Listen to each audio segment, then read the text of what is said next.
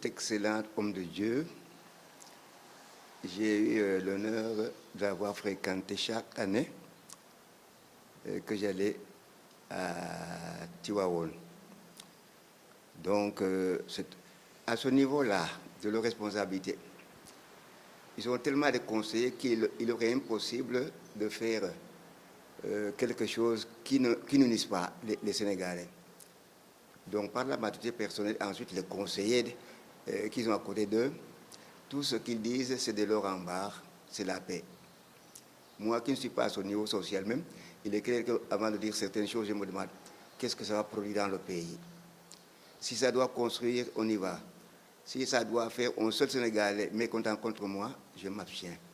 Donc, les khalifs généraux, les évêques sénégalais sont là vraiment pour permettre au pays de rayonner, d'être parmi l'un des meilleurs pays d'Afrique. C'est-à-dire, s'il y a un problème humain qui arrive, on va le gérer de manière humaine. Si maintenant c'est des chicanes, des petits détails pour essayer d'allumer le pays, on comprend vite que c'est là Satan qui est derrière certaines personnes. Même si tu nous gifles, on ne réagit pas, on rompt la garde. Parce qu'on ne construit pas un pays dans l'opposition et dans la confrontation.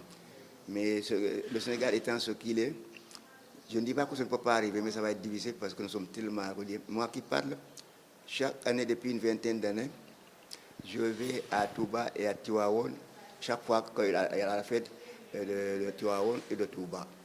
Et les gens ont fini par dire, mais finalement, là-bas, tu fais partie de nous. Effectivement, et je me rappelle, un jour, j'étais à Tivaouane, il y avait une longue queue pour aller chez le marabout. Quand les gens m'ont vu arriver, ils ont rompu les rangs et chacun des enfants voulaient me saluer.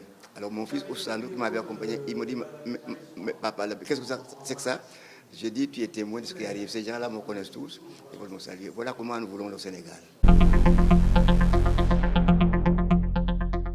Si nous prenons l'école de la cathédrale, là, l'école catholique, les 75%, c'est des musulmans. Je dis bien 75%. Si vous allez à l'école de Joal où j'ai été éduqué, vous avez au moins, pas 50, mais 75% de musulmans. Je pensais ce matin à Falido qui venait de Marlo, lui musulman. On a fait les bancs ensemble à Joal. Quand il entend le bruit des gens, il me dit, mais qu'est-ce que c'est que ça? Moi-même, Falido, j'ai quitté Marlo pour aller à Joal, aller à l'école avec l'abbé Jacques. On a fait les mêmes bancs. On ne peut pas nous diviser, ce n'est pas possible. Et moi qui vous parle, le premier imam de mon village, Babacar Ndour, a épousé ma grande sœur, même père et même mère. Alors, à cause de ceci, en 1954, mon papa, qui n'était ni musulman ni chrétien, il s'est fait musulman à cause de ma soeur, qui était préférée, qui avait épousé l'imam. Comment voulez-vous que je dise du mal de l'imam? Ça ne peut pas se concevoir. Ensuite, autre chose aussi. Avant-hier, j'ai appelé mon neveu Dembasek, il est à Palmarin. Dembasek, en 1974, j'avais entendu dire qu'il était parti en Casamance étudier le Coran. Je dis, c'est pas sérieux, c'est pas en Casamance. Je l'ai fait venir et je l'ai amené ici au port de Dakar. Je l'ai mis dans le bateau le Lyoté qui allait au Maroc. Il est allé au Maroc et en Tunisie. En Tunisie, il a fait de hautes études théologiques et musulmanes. Et il rentre au pays. Je dis, voilà, je l'ai amené à Anne-Marie, professeur de langue et l'amologie et de l'arabe, jusqu'à la retraite. Maintenant, c'est le seul imam du pays à avoir une retraite bien douce. Il a Palmarin. Et les gens disent, c'est grâce à son papa là-bas qu'il a fait des... Wow, c'est comme ça que on ne nous divise pas, parce que Dieu est un. Les chemins sont différents, mais nous allons tous à lui. Refusons qu'on nous divise, on le refuse.